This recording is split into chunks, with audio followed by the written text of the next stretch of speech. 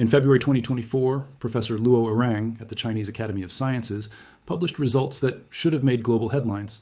He built a refrigerator with no compressor, no chemical refrigerant, and zero moving parts. He cooled it with sound waves passing through pressurized helium. The coefficient of performance reached 1.12, 3 times better than when a heat-driven thermoacoustic device before it. 2.53 key dollars of cooling from sound alone. Inside the tube, the sound is loud enough to ignite human hair. Outside, it hums quieter than a dishwasher. In 2002, an ice cream company paid a former rock drummer to build a freezer using the same physics. Cherry Garcia stayed frozen at 2040 grain in a Manhattan scoop shop. They called it cool. It worked and then nothing happened. Thermoacoustic refrigeration, no compressor, no toxic chemicals, no moving parts. The physics has been proven for 40 years. This is the story of why you cannot buy one. To understand what Lu Kang achieved in Beijing, you need to understand what he was working with. Sound itself is weaponized against heat. Picture a sealed tube filled with helium at 30 times atmospheric pressure. Now drive a sound wave through it. Not the kind you hear, but the kind that would rupture your eardrums instantly. Inside that tube, the gas does something remarkable. Where the wave compresses the helium, the molecules crowd together and heat up. Where it stretches them apart, they cool down. That temperature difference appears and disappears hundreds of times per second, synchronized with a wave. Now place a porous material in that tube. A stack of fine mesh or a coil of mylar film. As gas parcels oscillate back and forth through the pores, they deposit heat on one side and absorb it on the other. Each parcel moves heat only a few millimeters, but millions of parcels working together form a kind of acoustic bucket brigade, passing thermal energy hand over hand from the cold end to the hot end. The sound does the pumping. No piston, no compressor, no sliding seals to wear out. 2 configurations dominate the field. Standing wave devices, where the pressure and velocity oscillate 90 degrees or out of phase, approximate the brain cycle. The same thermodynamics that power jet engines. They are simpler to build but inherently less efficient, reaching maybe 20% of theoretical maximum. Traveling wave devices, where pressure and velocity rise and fall together, approximate the Stirling cycle, the most efficient heat engine cycle known to physics. These can reach 40% of carbon efficiency or higher. The breakthrough in Beijing used a novel bypass configuration that pushed heat-driven performance to levels no one had achieved before. The working fluids make the economics even stranger. Helium, argon, xenon, non-toxic, non-flammable, global warming potential. 0. You fill the tube once, seal it, and the gas lasts the life of the system. No refrigerant top-offs. No EPA certifications. No service calls to check pressure levels. They coded it out.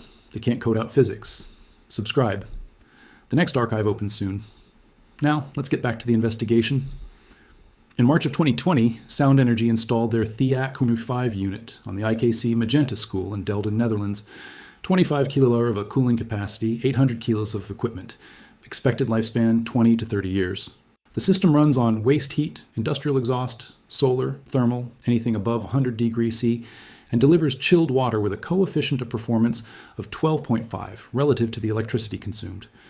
Because the heat input is essentially free, efficiency comparisons with conventional systems stopped making sense.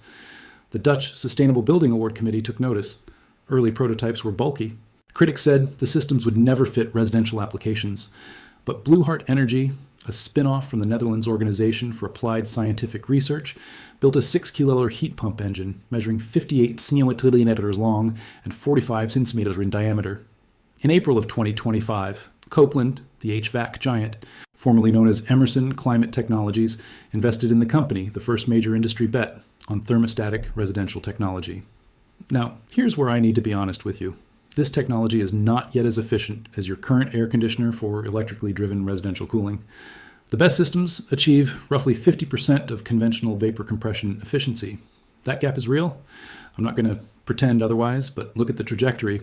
Early standing wave refrigerators managed a coefficient of performance below 0.15. Traveling wave designs pushed that to around 0.4. The Chinese Academy team's bypass configuration hit 1.12, nearly 3 times better than any previous heat-driven device. Their numerical analysis projects coefficients of 2 to 3.24, 24 at higher heating temperatures, which would match or exceed many conventional systems. And consider the timeline. Vapor compression refrigeration took 113 years from concept to mass production. Thermoacoustics is 40 years in. The efficiency gap is closing. The question is, who will close it first? But to understand how we got here from singing glass tubes to a Dutch school running on sound, you need to go back. not to an HVAC research lab, to a nuclear weapons facility in New Mexico. Los Alamos, 1980. We will get there. For centuries, glass blurs noticed something they could not explain. Heat a bulb at the end of a cold tube, and the glass would begin to sing a clear, sustained tone that seemed to emerge from nothing. The phenomenon was so consistent that some craftsmen learned to judge their work by the pitch, but no one understood why it happened. The first documented observation came in 1777, when Byron Higgins noticed that hydrogen flames inside tubes produce spontaneous sound. He published his findings in the Journal of Natural Philosophy in 1802, describing the singing flames without explaining them. Half a century later, in 1850, the German physicist Carl Sonthus conducted the first systematic investigation. His paper in Annalinder Physics on Schmäh gave the effect a name and established that it depended on temperature gradients along the tube. The glass was converting heat into sound. In 1859, Peter Reiche at Leiden University discovered something even more dramatic. He placed a heated wire gauze inside an open vertical tube. The sound that emerged was so loud, his colleagues reported, that it could be heard 3 rooms away. They complained. Ruhe had accidentally built a thermoacoustic engine, converting heat directly into acoustic power with nothing more than a tube and a hot screen. Lordley tied it all together in 1878. In his landmark treatise, The Theory of Sound, he formulated what became known as criterion. If heat is given to the air at the moment of greatest condensation, or taken from it at the moment of greatest rarefaction, the vibrations are encouraged. That single sentence remains the foundation of the entire field. Supply heat when the gas is compressed and densest. Remove heat when it expands and thins. The sound will amplify itself. But translating principle into practice required mathematics that did not exist for another century. Nicholas Rott arrived at ETH Zurich in the 1960s with a background in fluid mechanics and a curiosity about oscillating flows. Between 1969 and 1980, he published a series of papers developing the complete linear theory of thermal acoustics, the wave equations, the viscous losses, through thermal diffusion effects that determine whether a device will work or fail. His 1980 review paper, In Advances in Applied Mechanics, became the field's theoretical Bible. Every simulation tool, every design optimization, every prototype that followed traces back to Rott's mathematics. In 1979, Peter Sepperly at George Mason University made a conceptual leap. He recognized that gas parcels in a traveling acoustic wave passing through a heated regenerator undergo something remarkable, a Stirling cycle. Compression, heat addition, expansion, heat rejection. The same sequence that makes Stirling engines the most efficient heat engines theoretically possible. Sis Harley published the concept in a paper titled A Pistonless Stirling Engine, the Traveling Wave Heat Engine. It was elegant, it was correct, and he failed to build a working device. The person who turned theory into hardware was not at a university. He was at a weapons laboratory. John Wheatley arrived at Los Alamos National Laboratory in 1980. The lab's cryogenics group needed cooling for physics experiments. Temperatures so low that liquid helium was the working environment. Conventional cryocoolers relied on pistons, valves, and sliding seals. They broke constantly. Wheatley saw thermostatics as the answer, a cryocooler with no moving parts, nothing to wear out. With his students Tom Hoffler and Greg Swift, along with Albert Mallory, Wheatley built the first experimental demonstrations of thermal acoustic heat pumping. Their paper in Physical Review Letters in 1983 proved that the physics worked in practice, not just on paper. By 1986, Hoppler had completed his doctoral dissertation at UC San Diego, describing the first working thermoacoustic refrigerator. He drove it at 500 hertz with helium at 10.2 bar pressure, achieving 12% of carbon efficiency. Not world-changing numbers, but proof that the concept was real. Hoffler received U.S. patent 4722-2011 for his acoustic cooling engine. On March 10, 1996, John Wheatley died of cardiac arrest while cycling to work. He was 59 years old. His students carried the work forward. Greg Swift stayed at Los Alamos. In 1999, he and Scott Backhouse published a paper in Nature that transformed the field.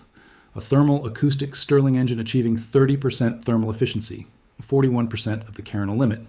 They built it from steel pipes. No exotic materials, no precision machining, no moving parts. The device converted heat into acoustic power, which could then drive a refrigeration stage. The weapons laboratory had accidentally created a technology that could replace every air conditioner on Earth. The physics was proven. The prototype worked, and then the physics stopped mattering. What happened next was about money. The achievements kept coming. In January 1992, the Space Shuttle Discovery carried a thermoacoustic refrigerator into orbit. The Starspace Thermal Acoustic Refrigerator E flew autonomous and battery-powered, proving the technology worked in microgravity. NASA documented the results, and then NASA moved on. In April 1995, the USS Deo, a Sprint-class destroyer, tested the CEKC shipboard electronics thermostatic cooler, cooling radar electronics for a full week.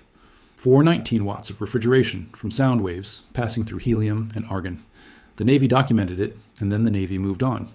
The demonstration succeeded. The commercialization never came. To understand why, you need to understand the industry that thermoacoustics threaten. The global HVAC market generates between $260 and $310 billion annually, depending on how you count. In the United States alone, HVAC contracting represents $156.2 billion in revenue across 117,000 businesses. This is not a cottage industry. It is one of the largest service sectors in the American economy. But here is where the numbers become revealing. HVAC service calls, the technician who shows up when your compressor fails or your refrigerant runs low, generate profit margins between 20 and 52%. Installations 8 to 12%. The most profitable HVAC companies are not the ones installing the most systems. They are the ones with the most maintenance agreements. The Department of Energy confirmed this in its contractor analysis. Their exact words: the primary drivers of revenue for HVAC contractors are maintenance contracts. A portfolio of 500 service contracts, the DOE noted, represents the threshold for a sustainable HVAC business. A sealed thermal acoustic system lasting 20 to 30 years with zero maintenance does not fail the physics test. It fails the profit test. And this is where the ice cream freezer finally makes sense. Stephen Garrett was a professor of acoustics at Penn State and a former rock drummer. In 2002, Ben & Jerry's approached his lab with an unusual request. They wanted a freezer that used no hydrofluorocarbons, no ozone-depleting chemicals, nothing that would conflict with their environmental branding. Garrett and his team, including Matt Pose and Robert Smith, built them one. The Sounds Cool project used the same physics Luo Air would later optimize in Beijing. A loudspeaker drove a standing wave through pressurized helium and argon. Inside the resonator, the sound level reached 173 dB, many times louder than a rock concert. Garrett joked that a burst at operating power could ignite human hair, but from the outside, the unit hummed no louder than a conventional appliance. They demonstrated it on Earth Day 2004. Cherry Garcia stayed frozen at 20 Fras DC in a Manhattan scoop shop. The prototype worked exactly as designed. Unilever ran the numbers. The thermal acoustic freezer cost substantially more to manufacture than a conventional unit, and it would never need a service call, never need refrigerant, never need a compressor replacement. They shelved the project. The barriers are not hidden, they are structural. They built building codes around vapor compression. No ASHRAE standard addresses thermostatic equipment. No UL listing category exists for certifying it. No AHRI pathway defines how to rate its efficiency. A building inspector has never seen one. They created a technician shortage. 110,000 unfilled positions nationwide, and 40% of those technicians are over 55. Retraining an entire workforce for a fundamentally different technology is not a business plan anyone wants to fund. They watched the price of R22 refrigerant rise from under $100 a jug to $395 after the phase out, and they sold replacement chemicals at 52% margins. The chemical industry alone explains part of the resistance. Keywords operates a $2.7 billion Flora products division. Honeywell's advanced materials segment generates $3.7 to $3.9 billion annually. The global refrigerant market runs between $7 and $15 billion a year. Thermoacoustic systems use helium and argon one fill for life. And while the American industry protected its service margins, something else was happening. The Chinese Academy of Sciences built a 102 kilowatt thermostatic Stirling generator in 2023, the first ever to exceed a 100 low. The South China Morning Post linked it to a specific application, ultra-quiet submarine propulsion. A 2-meter device producing that kind of power with no moving parts could eliminate the acoustic signature of submarine auxiliary systems entirely. What China is building with thermostatics may not involve your kitchen, but some people are building anyway, and not all of them need permission. In 2002, Daniel Russell and Philip Weil at Kettering University published a design for a tabletop thermoacoustic refrigerator that anyone could build. The materials list read like a trip to the hardware store: a 23 semiconductor acrylic tube, a 4-in-box loudspeaker, a roll of 35mm photographic film for the stack, nylon fishing line to hold it in place, and copper wire thermopoles to measure the result. Total cost, excluding the signal generator, under $25. They achieved a temperature differential of 25.6 degrees C. The cold side dropped from 66 degrees in F to 29 degrees in about 10 minutes. No welding, no pressurized gas. Undergraduate physics level, the paper remains one of the most cited demonstrations in the field. Across the Atlantic, a different approach took shape. The SCORE project stove for cooking, refrigeration, and electricity launched in 2007 with £2 million of funding from the UK Engineering and Physical Sciences Research Council. A consortium of 5 universities designed thermoacoustic cook stoves for communities in Nepal, Kenya, and Bangladesh. The devices would burn biomass to produce acoustic power, which could then refrigerate vaccines or generate small amounts of electricity. The target production cost £100 per unit at scale, not replacing carrier going where carrier has never been and never will. The Netherlands somehow became the global center. 3 companies in a country of 17 million people. Sound Energy with their installed school chiller, Blue Heart Energy with their Copeland-backed residential prototype, and close ties to Equium in France. Keys to block-founded Astrotherm Acoustics in 1986, the same year Tom Hoffler built the first working refrigerator and spent decades developing multi-stage traveling wave systems. Stephen Garrett, who had led the Ben & Jerry's project, said of Dell, "His credibility is the highest in the field." Lukong's laboratory at the Chinese Academy of Sciences has published over 300 papers and filed more than 100 patents. The $102 kilodollar generator was not an academic exercise. China does not invest in technologies it does not intend to deploy. Whether that deployment happens in factories, in power plants, or in submarines remains to be seen, but it is happening. In France, Equium partnered with Artio's heat pumps to commercialize their eco-thermostatic core, projected coefficient of performance 3 to 4. Market entry was targeted for 2024. The technology is moving, just not in the American residential market. What changed? Regulation. The Cagley Amendment, adopted in 2016, requires an 85% reduction in hydrofluorocarbon refrigerants by 2036 for developed countries. The American Innovation and Manufacturing Act implements the commitment domestically. R410A, the refrigerant in most residential air conditioners installed in the last 2 decades, was banned in new equipment as of January 1st, 2025. For the first time, the regulatory framework is working against the incumbent technology, not for it. The pattern repeats elsewhere. Ground source heat pumps.